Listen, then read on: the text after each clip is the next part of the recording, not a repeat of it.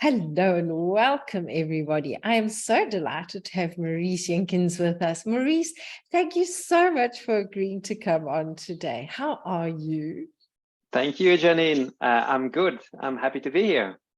Oh, that's beautiful. Maurice, I had so many beautiful talks with you, and for me, it's an absolute privilege to be able to share you with my audience.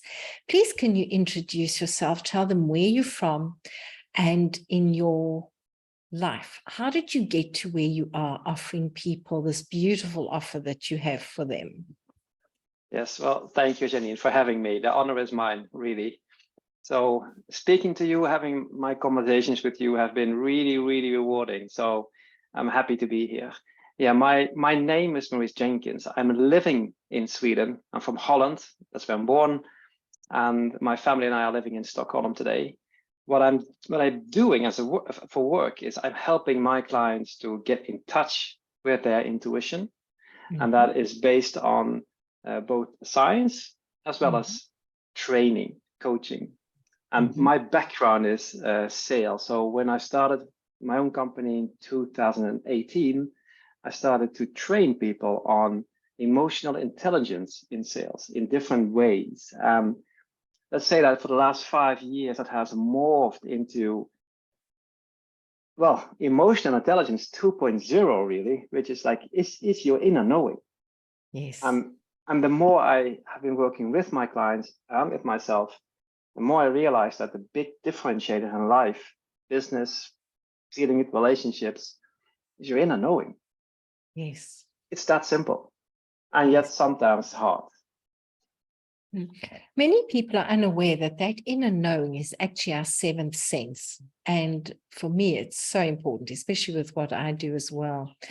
How did you discover this inner knowing? What brought it forward? I mean, it's always there for us. What steps led you to understanding it at a deeper level, along with emotional intelligence? Well, it's a life journey, and that's 47 years or so, and I'm gonna condense it a little bit. Good. Yes, it's good. I've always had it, and I knew that. As a child, I was highly intuitive. I remember that my mom, she had a party once with her friends, female friends, and they joked around a little bit, and they asked me, "Oh, little boy, how old do you think I am?" And I was roughly 10. I just stopped, thought for a while, and just spit out a number, and that was spot on. And not just once, at several occasions. So I stopped asking. It wasn't fun anymore for them. So I've always had that feeling of inner knowing, but somehow throughout my youth, when I got raised to be a young man living in a highly, well, conservative environment, Catholic, Southern Holland, going to study, prepare for a career of some sort, I sort of tucked it away. I sort of stopped listening. Instead of people reminding you that on the inside you have your inner knowing, there you have your answers.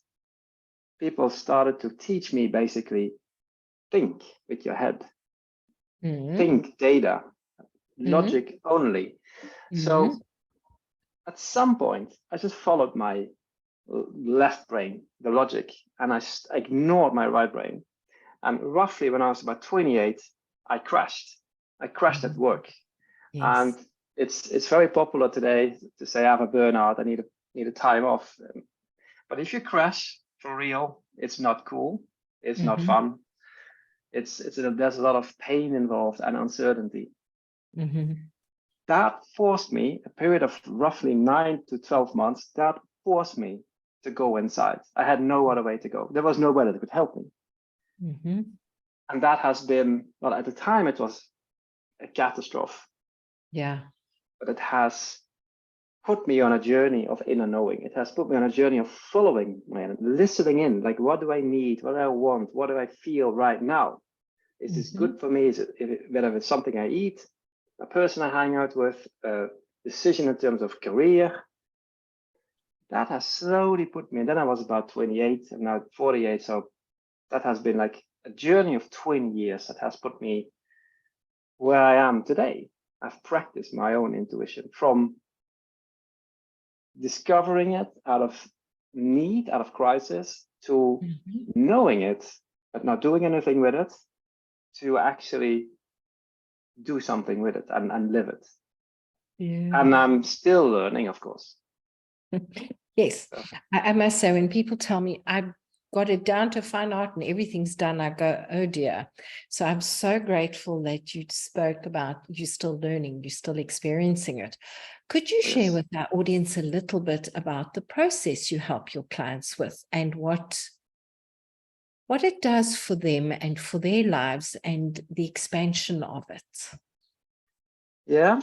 So first of all, I talk about the science behind it to make some people, maybe people that are a little bit more skeptical to it, come at ease with the whole topic. There is science, there's lab tests, there's a lot of research. So that's the first step. Talk about what has science discovered, even though science hasn't discovered everything yet, as we know. Still, it's nice to have a solid ground of, well, investigators somewhere that have actually come to the point that I can talk about it from a science point of science perspective. Then I take those elements, and have this little model. I call it the different types of intuition, or maybe the different channels for your intuition. And there's some well-known words, but I've sort of categorized them specifically so we can work with them. And body intuition is the one I start with. Yes. So-called gut feeling or stomach feeling, the stomach area, belly area, that's the second one. Then we have our heart intuition. And then we have our intuitive mind. And on top of that, I would say we have a lead star or a moral compass or whatever you want to call it. Good things have many different names. Sorry? Yeah. It could be our lodestar, LODE, lodestar. Some people call it a lodestar. I love that. Yes. Exactly. So, and based on those areas, you start working with them. How do they feel? How does a yes feel in your body or a yes feel in your stomach? What is the difference between fear or wishful thinking and intuition? So one of the first things we need to do is to find out your resonance signature to make sure that you actually have felt it. And you probably have that many times in your life, but you also tend to ignore it sometimes or not listen. Yeah. So go from identifying to work with it, do exercises and practice it in real life, business, family, personal decisions. And if nothing else, and here comes some science, if nothing else, people that follow their intuition, whether they make the right or the wrong decision, but even if they just follow their intuition, are generally more happy than people that don't. Yes. Yeah. What do you feel the reason for that is? Well, in one word, purpose. Beautiful. Beautiful. And where did you come into resonance with your purpose? Yeah, it's unfolding. It's still unfolding. But if I look back on my own life, the steps I've made, I studied international politics. I started to work in sales, which gave me the study gave me the logical mass, if you like, the critical thinking. The work in sales gave me the aspect of relationships. But I was searching constantly. Nothing felt completely right. Nothing felt completely off either. But I felt that my needle wasn't really north yet. I was still searching. And then from sales to emotional intelligence, now to intuition, I'm getting closer. So I would say that roughly for about 2 years ago, roughly, a little bit less, 1.5, I came to the conclusion that I need to do something else than only sales. And that is this feeling inside that you have when something is off. You can't put your fingers on it. You're not completely satisfied, not completely happy, but there's no real reason for it either. Then probably you're not really doing at the moment what you should be. So. Your barometer's off course. Exactly. Thank you. Yeah, it's a barometer. Your compass, not your barometer. Your barometer measures your feelings, and the compass is your direction. Your compass needle is, of course, yes. That is so powerful. Did you have help to help yourself realize this, or was it just through self-study and focused intention? I did it all by myself. I need no help. No, no. I wish I could say that. No, no, no. I've had a lot of help. So during the time I had my burnout, there were three ladies in my life. My now wife, my mom, and a very good friend of mine in Holland. Without those three, I don't know how I would have made it. They have helped me, definitely. And throughout my life, I've been fortunate to get into contact with people like you that help. Yeah. So that, I've done the work myself, but yes, I've had either good examples or good help along the way. What do you feel the importance of that is, especially as you help your clients? Because I know some people are resistant. I can do it on my own, and then when they crash and burn, they very still reluctant to put a hand out. How do you carry over the importance of having assistance to your clients? It was so much faster. If you think in terms of a business curve, it would go like that, so much faster. So you can make all the mistakes yourself, or you are being nudged into the right direction and allowed to feel. How does it feel when you make that decision, and play out the scenarios? You can do that with a client. Like, go take a decision, look 5 years into the future, look back into where you are today. Would you have made that decision? Do some future pacing, and this visualizing and having people move forward according to 2-3 different scenarios often makes it very clear, very fast. So I would say that, well, I'm not always open for help either. I have to be honest. I mean, I've made my mistakes over and over again, and you learn in the end, but it goes faster with help if you're open to it. It definitely does. I will agree with you, having found the same. I did feel the same way as you. After all, I should be able to do it by myself. I've got everything inside. It just helps when somebody looks from the outside and gives you pointers. You haven't loved... yes, please go ahead. Yeah, one more thing on that is that it doesn't matter how good you are in helping others. You need a mirror for helping yourself. And sometimes it's just not enough. Sometimes you need someone else holding that mirror. Yes, that is beautiful. Would you like to speak to mirroring? Because that is something I'm very passionate about. And I know many people are unavailable to be aware of. Oh my goodness, I set this up so life could mirror to me. Where has mirroring helped you in your journey when you've looked at others and seen what's happening in your life?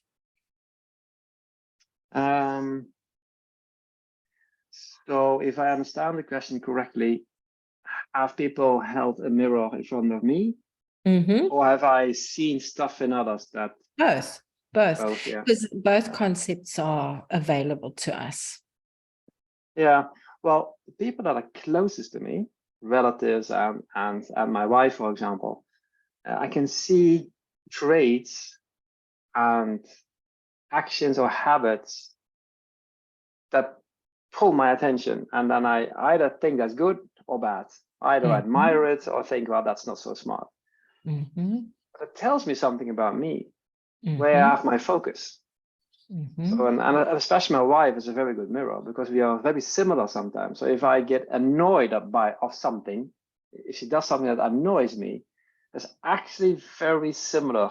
It stems from a part of her character that's very similar to mine. It's actually something that I can learn from. So basically, one word: annoyance. If something annoys you, that means you have something to learn. And that's a very inconvenient message. It's far more easier to blame somebody else and say, that idiot. Yeah. I often say, when you're judging somebody, go and look for that inside yourself. I can't remember who it was that said it. It could have been Jung or one of those people. So when you see this inside of yourself, what do you do? Especially because you mentioned gut, heart, and mind intuition. How do you apply these to exploring that, especially with your clients? How do you help them apply that? Yes, sometimes you can tell if a person is more a head person or more a heart person or more a body type. And if you coach somebody or if you ask that person to come up with a deeper answer, something that the person has the answer, but where should it come from? Can that person access his or her head easier than heart or body, or is it more body type? And if you notice the person is a head type, you can ask that person to write down stuff, ask a question. So that works really well. Ask a question, asking it is given, right? So if you actually ask, you get the answer. The system gives you the answer if you wait and listen carefully and dare to go with your first thought, or if you realize there's a number of thoughts that keep coming back to me over and over again. That's your intuitive mind sending you cues. If you hear them, if you catch them, you have to listen in how it feels, how it resonates with you. And if it gives you energy, if it gives you inspiration, flow, if you love it, it sounds easy, but then it's right.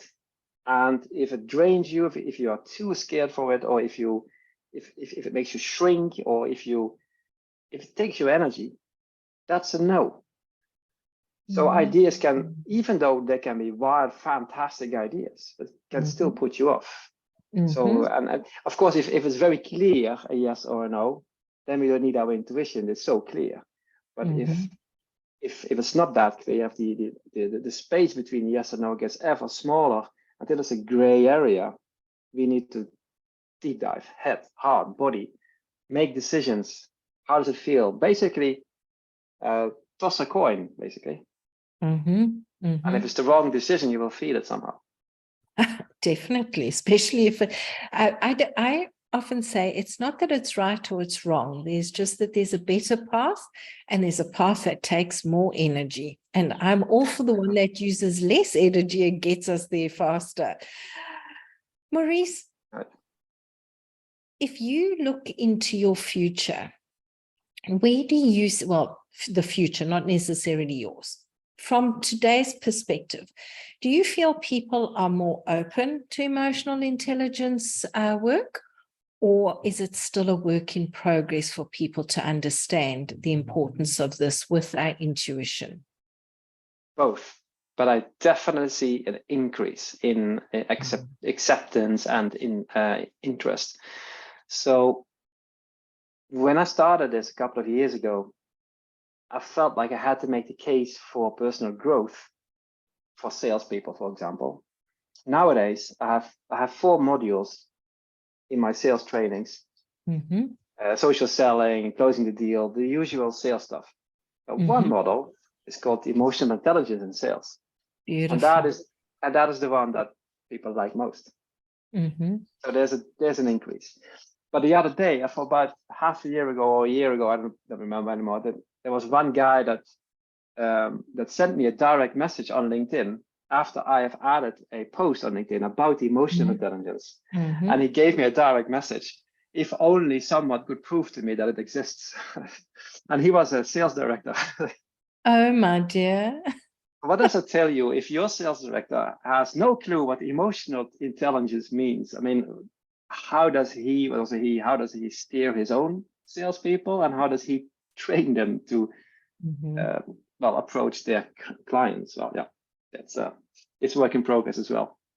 In my experience of sales, those people get to work a lot harder than others because they are unaware of taking responsibility for their actions and their feelings that are repelling their clients. So yes. Well, what if we can hold space for him to shift his thinking? What did you reply to him? Actually, I didn't reply. I didn't. I must say, I would not know what to. My reply would have been, now that's an interesting point of view. Yes. I mean, there is so much data out there. So Yeah. where to start? I mean, where to start? I didn't want to have a discussion with him about. Yeah. No. I would. There are others to focus on. Yeah. Can I share a story? Absolutely. I love stories, definitely.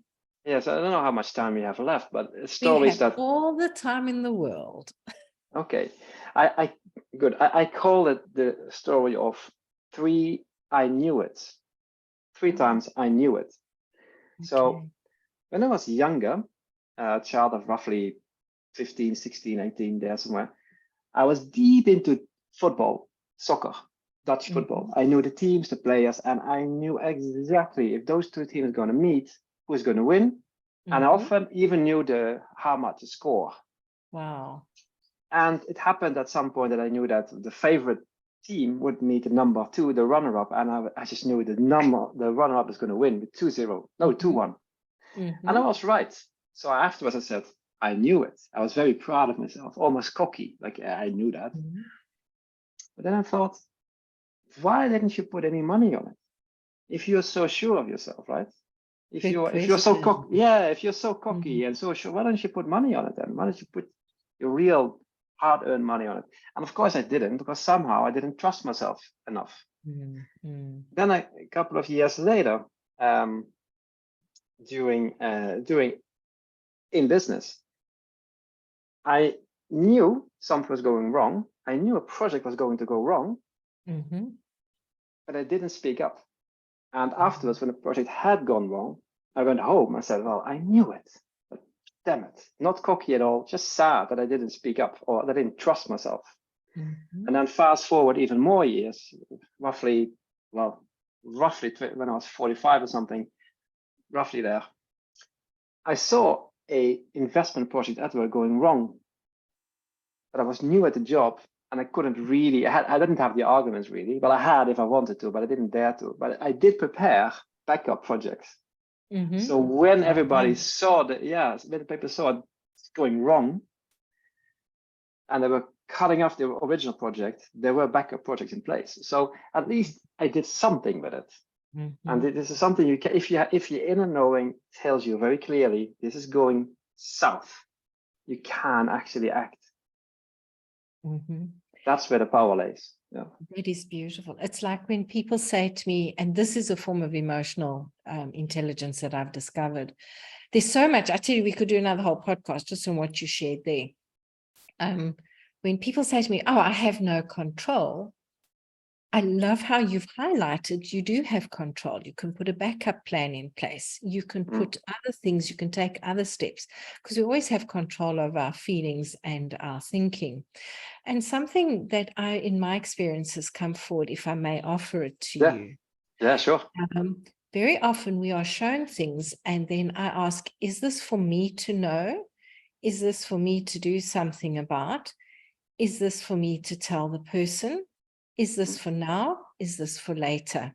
Because like you said, when we can get into that curiosity, it allows us to know what to do. And just listening to you, I can feel that you were doing what you were meant to do, because there's always different paths. There's so many different paths. So is it that you didn't trust yourself, or you were growing in trust of yourself through the 3 events? I was growing. Yes.